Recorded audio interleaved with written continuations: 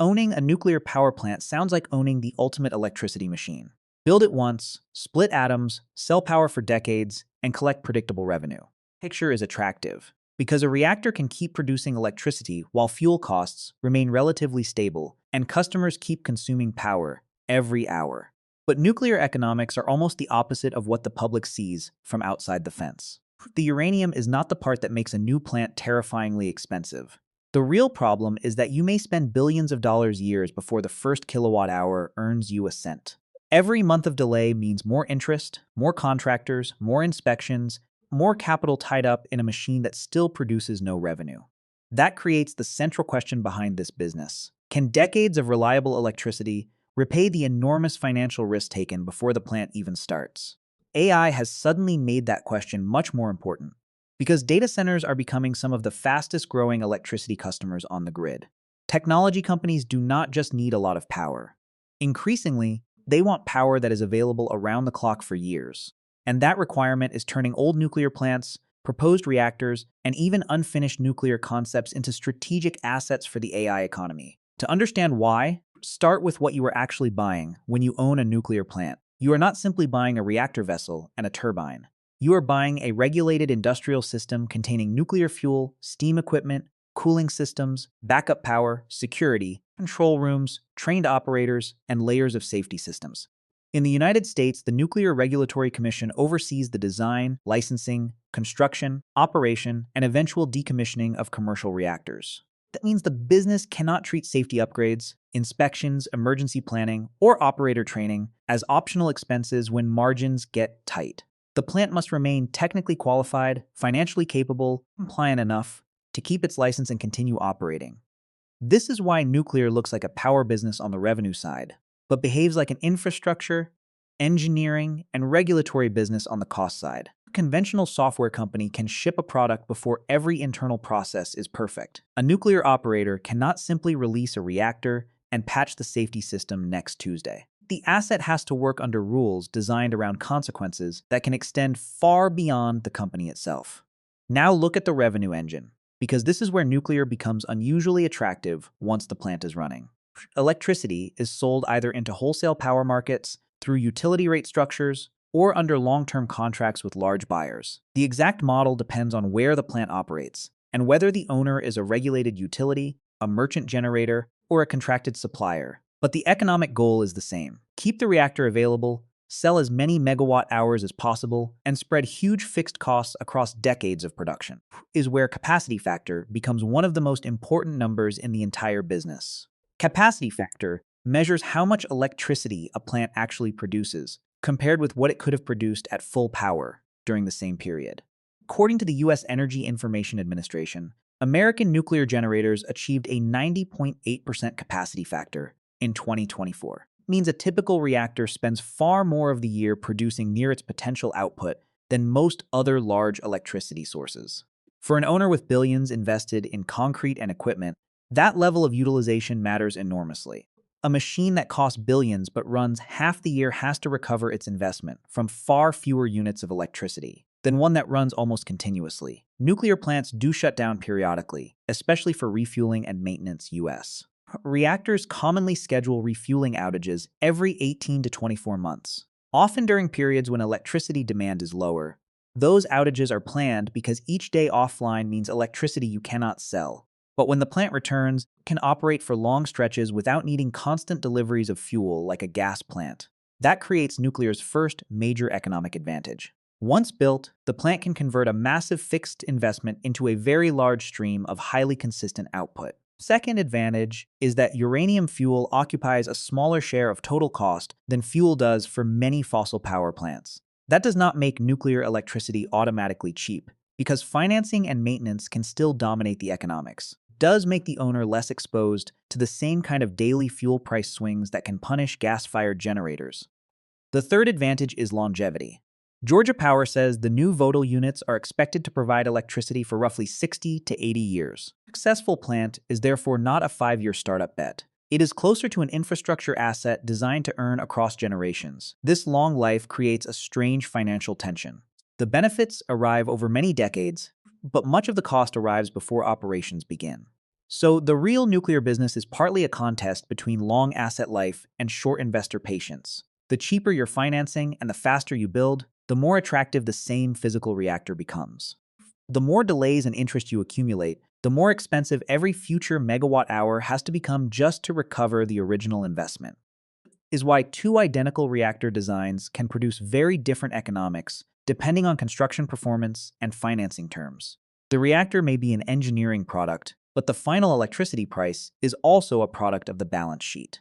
And nowhere is that clearer than in the cost of building a new large reactor. Before excavation even becomes the headline, developers can spend years on site selection, engineering, environmental work, licensing, procurement, and financing arrangements. Construction requires enormous quantities of concrete, steel, electrical cable, piping, pumps, valves, instrumentation, and specialized components. Thousands of workers can pass through a large project, while a smaller permanent workforce remains to operate the completed plant. The owner is paying not only for equipment, but also for an entire supply chain capable of meeting nuclear quality requirements.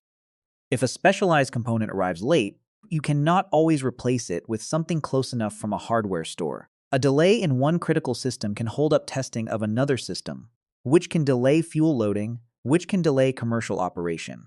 And once commercial operation moves back, the financial damage spreads beyond the construction budget. Interest keeps accumulating, while expected electricity revenue moves farther into the future. Chain reaction is one of the hidden reasons nuclear projects can become dramatically more expensive, without the reactor itself becoming dramatically larger. Time becomes a cost multiplier. Plant Vogtle in Georgia is the clearest modern American example of both the promise and the pain.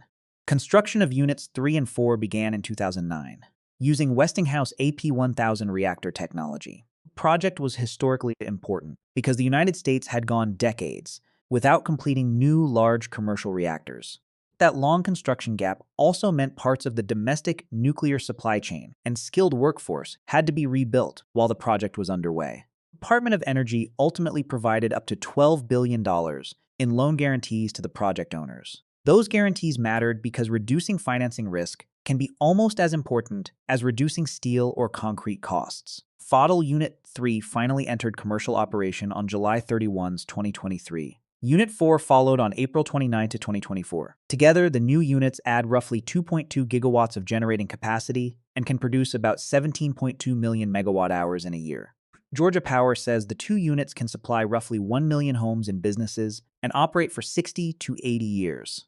That is the optimistic nuclear story made real. A painful construction period followed by decades of high-output electricity. But the schedule also shows why investors fear first-of-a-kind construction.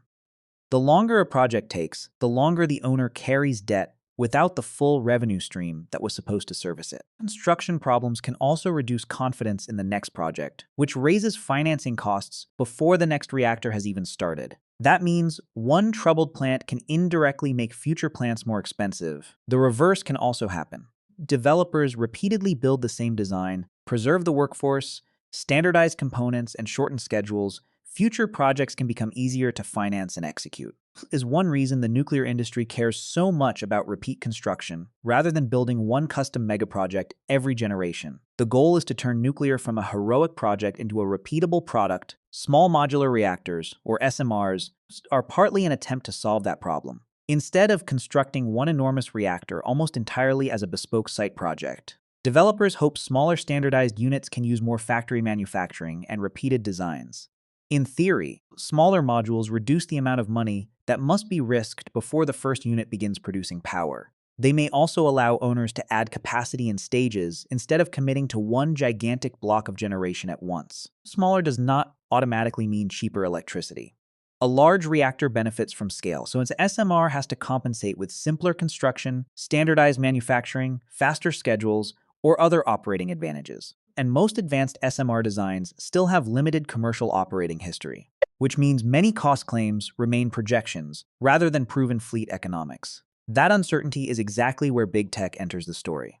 AI companies and cloud providers have something nuclear developers desperately need: enormous future electricity demand and the ability to sign long-term contracts. The International Energy Agency estimated that global data centers consumed about 485 terawatt hours of electricity in 2025. Its 2026 update projects that total data center electricity demand could reach roughly 950 terawatt hours by 2030. The IEA also reported that electricity use by AI-focused data centers surged about 50% in 2025. In other words, nuclear developers are searching for bankable customers at the same moment AI companies are searching for bankable power. That alignment is more important than the marketing phrase AI-powered nuclear might suggest. A nuclear plant does not need to be physically wired to a single AI model to become economically linked to artificial intelligence. What matters is whether a large technology buyer is willing to commit to purchasing power or financially support new capacity for many years. 20-year power purchase agreement can change how lenders and investors view a project because part of the future revenue becomes more predictable.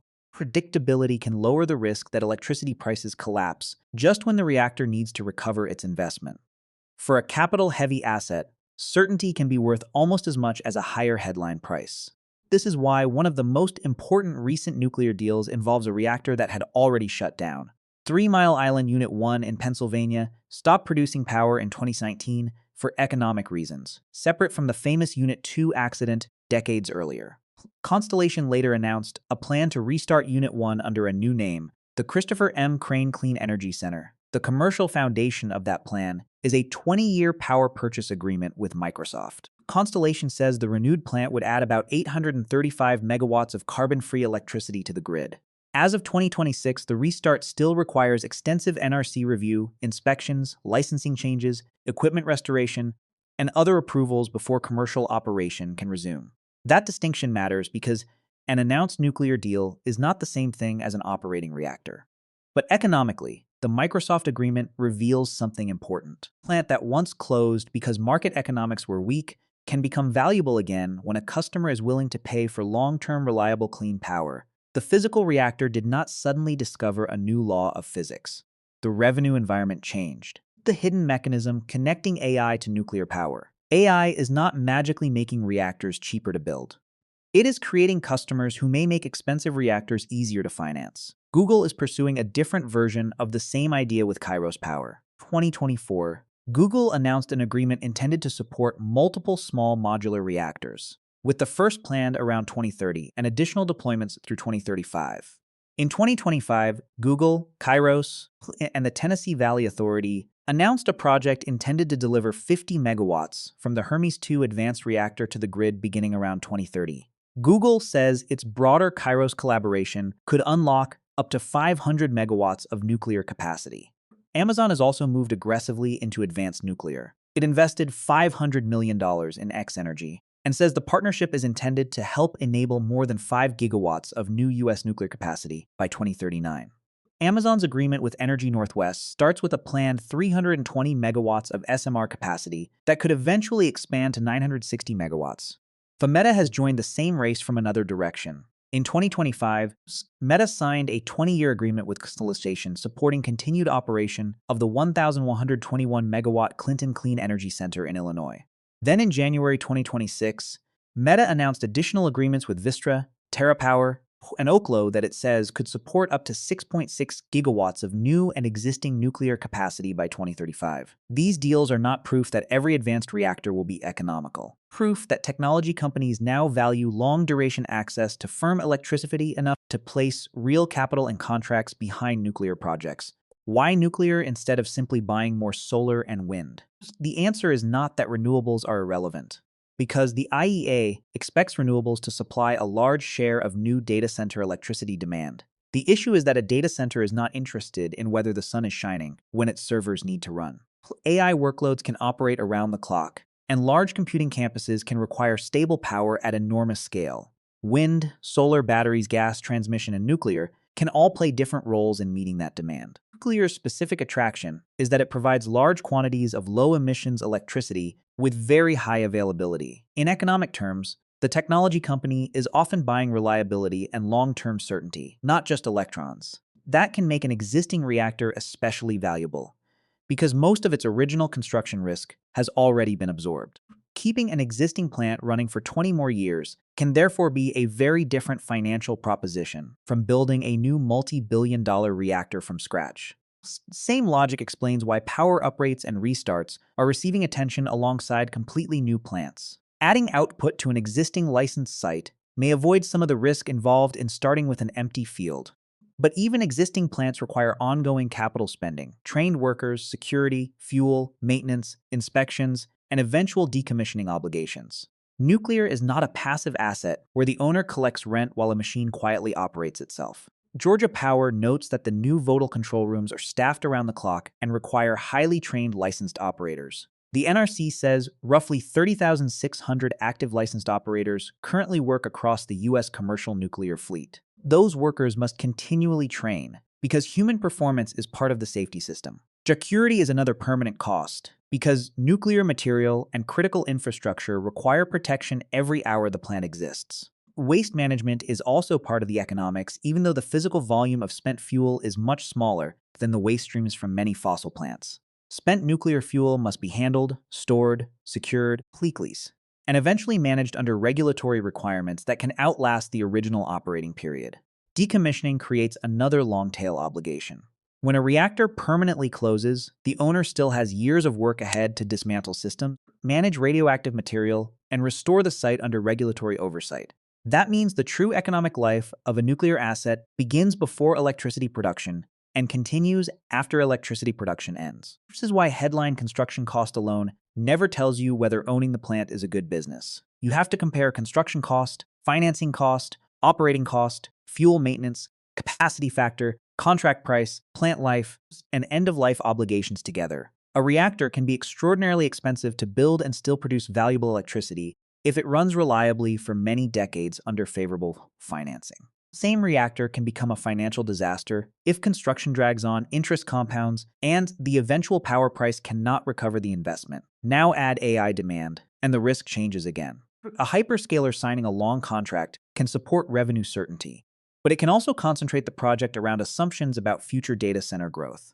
If AI electricity demand grows more slowly than expected, some planned generation projects could face weaker economics. If AI demand grows faster than expected, grid bottlenecks and power shortages can make reliable generation even more valuable. The IEA warned that electricity infrastructure bottlenecks could delay a meaningful share of planned data center projects if grids cannot expand fast enough. It creates a race between the speed of computing investment and the much slower speed of building energy infrastructure. A new GPU cluster can be ordered and installed far faster than a new nuclear power station can usually be licensed, financed, constructed, tested, and commissioned. That mismatch is one reason existing reactors are suddenly attracting 20-year contracts. They already occupy scarce grid locations, already have transmission connections, and already possess much of the infrastructure that a new project would have to create. The fastest nuclear megawatt may therefore be one that already exists. But there is a second mismatch that could reshape the industry. Big tech thinks in product generations measured in months, while nuclear plants think in asset lives measured in decades. A company may not know which AI model will dominate 5 years from now, yet a reactor developer may need confidence in electricity demand 20 or 40 years ahead. Long-term power contracts bridge those two clocks by turning uncertain future demand into something financiers can underwrite today. May be the most counterintuitive discovery in the entire story. The most valuable thing AI companies can give nuclear developers is not artificial intelligence itself. It is creditworthy demand. A signed contract from a giant customer can do more for project finance than another impressive reactor rendering. That is why the economics of owning a nuclear plant increasingly depend on who is standing on the other side of the power contract. Now, consider the best case outcome for an owner. The plant is built close to schedule, financing remains manageable, regulators approve operations, and the reactor achieves a high capacity factor for decades. Long-term customers buy the output, maintenance remains predictable, and future license renewals extend the revenue life of the asset. In that scenario, the enormous construction cost becomes less frightening each year because it is spread across a gigantic lifetime volume of electricity. Realistic successful outcome is less perfect. Construction costs more than expected, maintenance is expensive, periodic outages reduce revenue, and upgrades require additional capital. The plant still earns enough from power sales and contracts to service its debt and produce acceptable long-term returns. The realistic negative outcome begins with delay. A project slips by a year, interest grows, contractors stay longer, equipment prices rise, the commercial operation date moves farther away. The owner then needs either higher electricity prices, more outside support, more equity, or a longer recovery period to make the economics work. One delay does not remain one delay. It becomes a financing problem, then a political problem, and eventually a customer price problem. The failure scenario is harsher. Costs escalate so far that investors stop funding the project, customers refuse the required power price, or the plant is abandoned before earning enough revenue. At that point, billions can be tied up in an asset that never reaches the operating life needed to justify the original investment. This is why nuclear construction risk can dominate conversations, even though operating reactors can be remarkably reliable assets. The industry is trying to separate those two realities. Make building less risky without losing the operating advantages that make nuclear valuable: SMRs, standardized designs, government loan programs, existing site restarts, uprates, and long-term technology company contracts are all different attempts to attack the same problem. They are trying to reduce the amount of uncertainty sitting between the first dollar invested and the first profitable megawatt hour sold. Government also remains deeply involved because nuclear projects influence national security, energy security, climate policy, grid reliability, and regional employment. In the United States, federal loan guarantees helped Vogtle reach completion, while current policy is also supporting advanced reactor testing, fuel supply, and AI energy infrastructure projects. That support can reduce private risk, but it also raises an important public question about who ultimately absorbs losses when projects underperform. A nuclear plant may be privately owned, utility-owned, jointly owned, or supported by public financing. The distribution of risk can be very different from one project to another. For viewers, this is the part worth remembering whenever a headline announces a new reactor for AI. Do not ask only how many megawatts the reactor can produce. Who finances construction? Who guarantees the debt? Who signs the power contract? Who bears cost overruns? And who pays if the schedule slips? Those questions reveal more about the economics than the reactor's impressive engineering specifications. AI may genuinely become one of the forces behind a new nuclear build-out, but it does not repeal the financial laws that have always governed infrastructure. Capital still has a cost. Time still has a cost. Regulatory uncertainty still has a cost. Every promised megawatt has to arrive before it can generate revenue. What AI changes is the value of reliable power and the willingness of unusually large customers to commit to it for decades. That can rescue an existing reactor, support an uprate, or help a new design cross the gap between prototype and commercial deployment. It can also create hype that outruns what the technology, supply chain, or licensing system can deliver on schedule. The nuclear AI boom should not be understood as a simple story of tech companies discovering a new fuel source. It is a financing story disguised as an energy story. The reactor supplies electricity, but the contract supplies confidence. The plant creates value only after years of capital, regulation, engineering, and construction have survived long enough to reach operation. And once it does, decades of steady output can make yesterday's terrifying construction bill look very different. That is the economics of owning a nuclear power plant in the age of AI. The bet is not simply that atoms can produce electricity. We already know they can. The bet is that demand, financing, construction, regulation, technology can stay aligned long enough for a multi-billion-dollar machine to earn back its cost. AI may be the customer powerful enough to make that bet easier to finance. But the winner will not be the company with the most futuristic reactor rendering. It will be the owner that turns decades of reliable megawatt hours into revenue before billions of dollars in waiting time consume the economics first.